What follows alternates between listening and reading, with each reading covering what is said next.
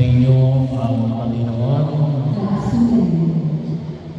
Isa po sa mga kalimigang binibigyan ng pag-usap at pag-inilay ay kung marami ba ang maliligtas. Kakaunti ba ang maliligtas? Kung tayo ba ay maliligtas? O mayroon ba nagpapahayag na sila lamang ang maliligtas? So itong tanong ng isang tao kay Jesus, marami ba ang maliligtas? Hindi sinagot na Jesus yung tanong. Ano yung binigyang pansin ni Jesus? Ang binigyang pansin ni Jesus ay hindi ko marami bang pagkaunti. Kung kayo ba o sino man, ngunit talaga, paano maliligtas? Sino yung magiging kabahagi sa kaharian ng Diyos? Well, may mga kapatid ko tayo nagsasabi, sabi nga po namin ay sila lamang ang maliligtas. Kahit daw tayo Katoliko, huwag niyong sasabihin na pagkat hindi tinuturo ng aming pananampalataya na tayo lamang ang maliligtas. Huwag tayo madamot. Bahagi yun. Bagaman ang pananalig natin ay nagtuturo na ito ang daan tungo sa kaligtasan. Pero kailanman hindi natin sinabi na tayo lamang ang maliligtas. Ipinagdalawin ng Diyos sa iba. Pagkos tulad ng binahayag mo sa Evangelyo, hindi natin pagkibayin yung maliligtas. Paano maliligtas? May mga kapatid tayong nagpapahayag natin na maniwala ka lamang kay Jesus. Sumampalataya ka lamang kay Jesus at ikaw ay maliligtas. Sola fides. Faith alone. Para kung baligtad na baligtad sa ibang natin ngayon sa araw na ito, hindi yung pwedeng pananalig lamang ang magdudulog ng pagliligtas. We need faith. At bahagi ko lang, kung natutusin niya yung tayo lahat ay may pananampalataya, wala naman sa inyo kung hindi binyagan.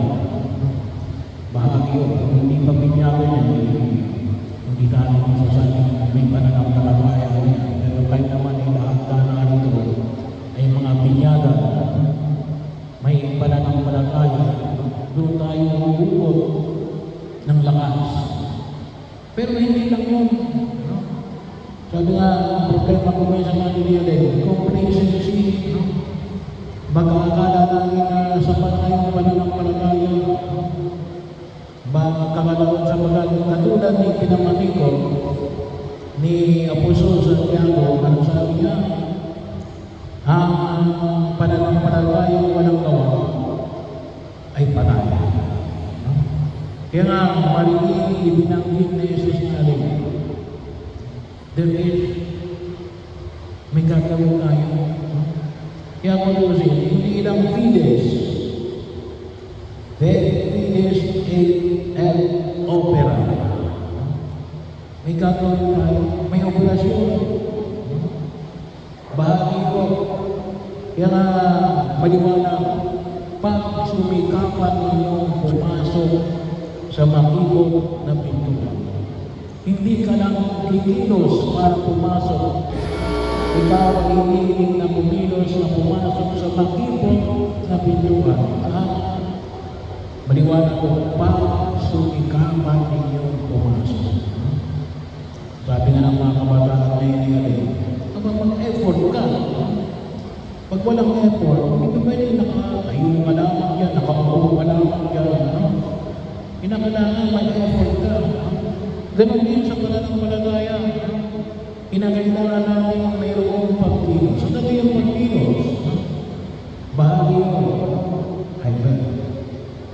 Maliwanag naman kasi kailangan natin pagpapay. Una, ay umiwas sa kasalanan. Bahagi yun. Hindi pwede na hindi tayo umiwas sa kasalanan.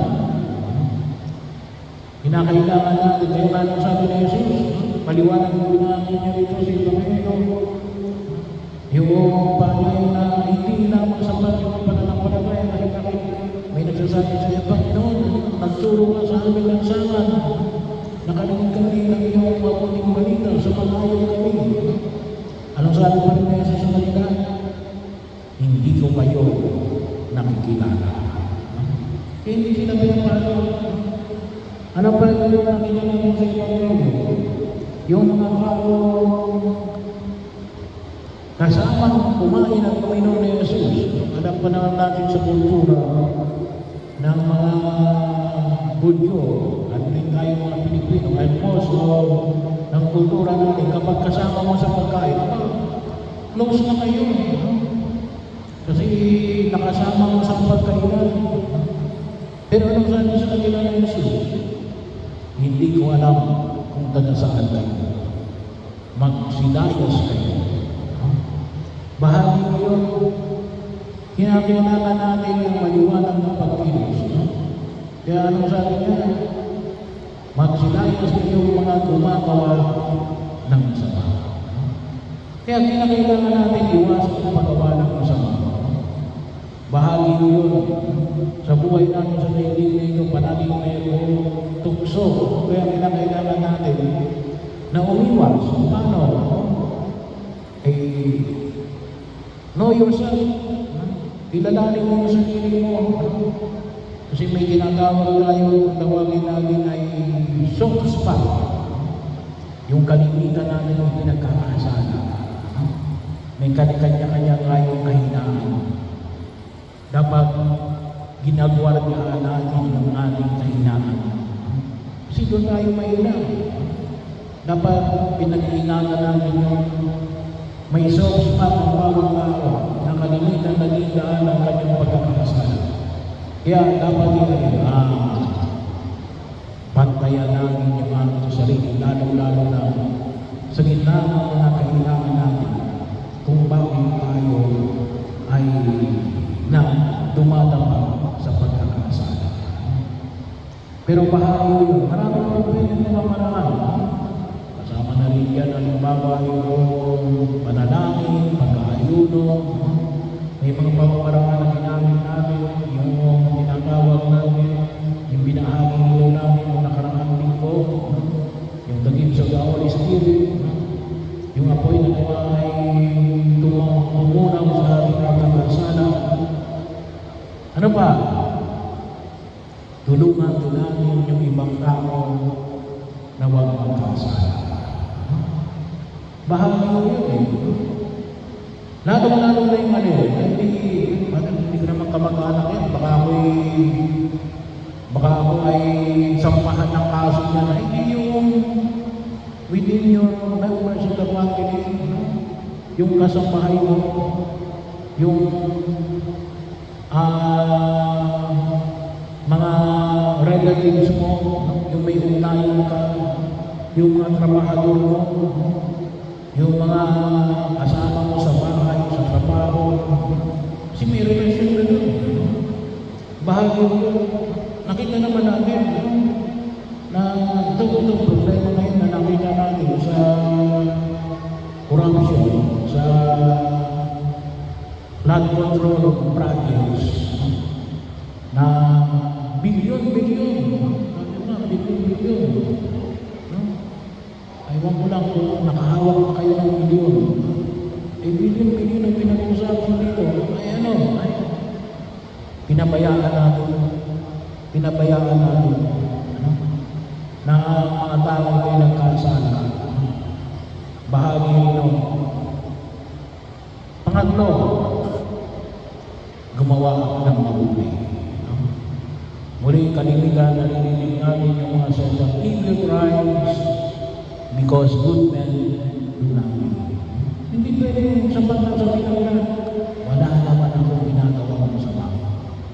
Mabuti, wala kang ginagawa masama. May ginawa kang mabuti. No? At hindi lang basta mabuti, ay dapat rin nakakabuti, epektibo, nakakaangat sa terminolohiya na ginagamit natin bilang mga mananampalataya rin sa libig, nakapagliligtas. Bahagi yun. Kasi baka nga naman, gumawa ka ng isang building, napakaganda ng building, wala naman gamit yung building. No? Hindi. Ang kinakailangan yung gumawa tayo ng ano, nakapagliligtas, napagkilos at kawain. At tutusin, marami. No? Marami. Bahagi ko, kaya makutusin, siguro hindi nakurakot yung ating blood control projects niya. Ay baka siguro ay hindi tayo magdaranas ng mga baha. No? Pang-apat, tulungan natin yung mga tao na gumagawa ng mabuti. Kaya po minsan may mga tao gumagawa ng mabuti, sumusubok. Bakit? Walang sumasama eh. No? Walang sumasama. Yung mga gumagawa ng masama, syndicated yan eh. No? Kung tawagin na natin, yan ay yun. Yan ay nasa ilalim, hindi natin nakikita, gumagalaw. May koneksyon. Mayroon na silang arrangement. No? Ang tawag na natin ay organized crime. No? Bahagi yung dapat yung pagawa rin ng mabuti, organized. Tinutulungan natin, binibuild up natin. Kasi mahirap yung gumawa ng mabuti na nag-iisa. Pagkaman kung isa, sinasabi nila pala, mas mahirap kapag may kasama ka. Oo nga. Pero mas epektibo at mas matagal kapag may kasama ka. Kasi kalimitan na namamayayin ng kasamaan natin, may kasama rin ang mga yan. Paano mananatili yung paggawa ng mabuti? Kaya man yung panyayan ay pinayag na sa sila. Magsumikap na pumasok sa makipot na pinagkuhan. At sabi nga namin, bakit tayo pinapapasok ng Jesus sa makipot na pintuan? Baka sabihin nga, enter at your own risk. Pumasok ka, bahala ka sa iyo. Hindi. Kasi binigyan na nga yun ang lakas. Bakit ano? Bawaan ang ating pananampalataya. Ano? Kaya na kung inyong marinig, sinasabi ni Jesus na, hindi ko alam kung taga-saan ka. Taga-saan ka tayo? Binibigyan natin kalimitan sa pasimula ng ating pagdiriwang natin. Mga taga-lamig tayo. Mga anak tayo ng Diyos. At doon tayo kukuha ng lakas. Pero kinakailangan, may effort tayo. Pahalagahan natin yung pananampalataya na pinagkaloob ng Diyos sa atin. Bagaman mahirap pumasok sa makipot na pintuan, huwag namin kalimutan na tayo ay pinupuspos ng pagpapala at biyaya ng Diyos. Pero kinakailangan na gumilos tayo na makita natin na tayo ay ginagabayan, dinadaluyan ng pagpapaspas ng pagliligtas ng Diyos.